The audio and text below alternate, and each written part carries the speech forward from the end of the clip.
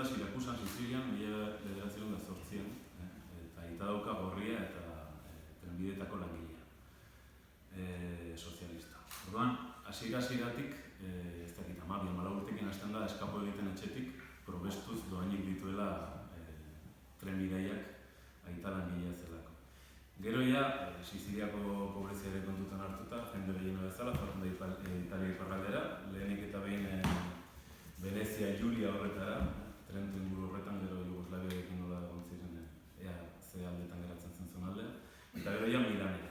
Eta orain hain bogan dauden rojopardismo eta horrelako joerak ikusteko, bera izan zen fascista bat, fascista iraultzailea, antiburgesa, oso antiklerikala, eta hasierako uneko, hau da, idatzi zuen eta argitaratu zuen mugimenduaren aldizkari eta periodikoetan, eta benetan izan zen pixka bat fasismoaren ezker hegal horren parte.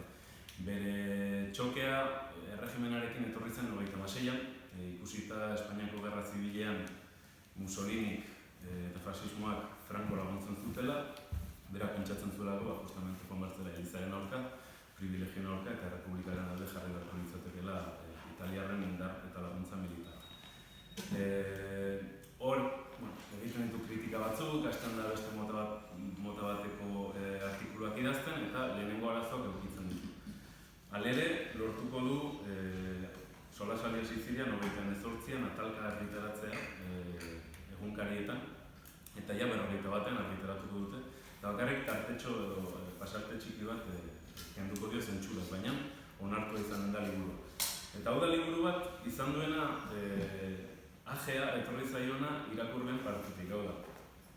Partisano taldeak hasi ziren liburu irakurtzen, agertzen direlako gauza batzuk ez zirenak agertzen ordura arte garaiko italiako literatura, gerrari kritika bat, tristezi bat, ez dago inolako loriarik aurkezten den italianen irudian, pobrezia agertzen da edonon, eta justamente partisano talde horiek irakurtzea liburua ekarri zuen gero Vittorini bera gartzelan sartzea 40 ditu.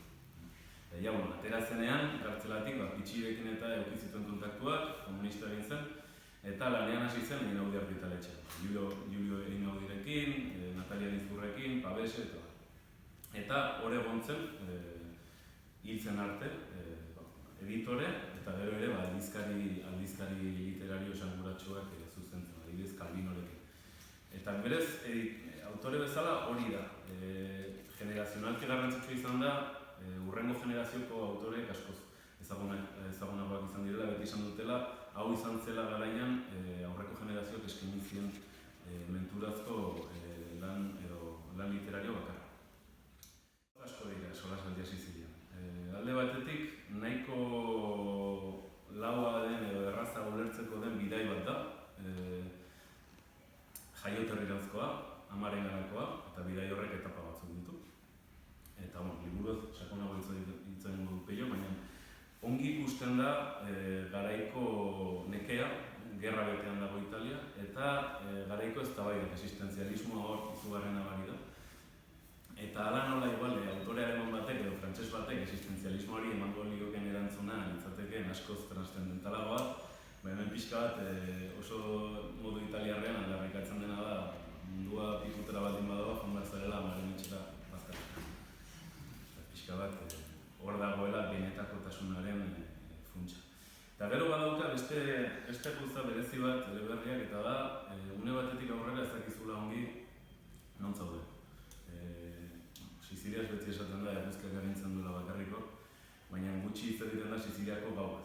Eta eleberrian beran, iluntze hori gerturatzen doan heinean, hasten zara, konturatzen ez zaudela ziur nor dagoen bizirik hori da, zer zentzu edo zer kontzeptu irudikatzen duen pertsonai bakoitzak eta zentzu horretan bada oso eleberri gustagarriak aldera zabalak eskaintzen dituelako, baina aldi berean goxatzen duzulako gauzien elkarrizketa bai trenean, bai barkuan edo bai amarekin.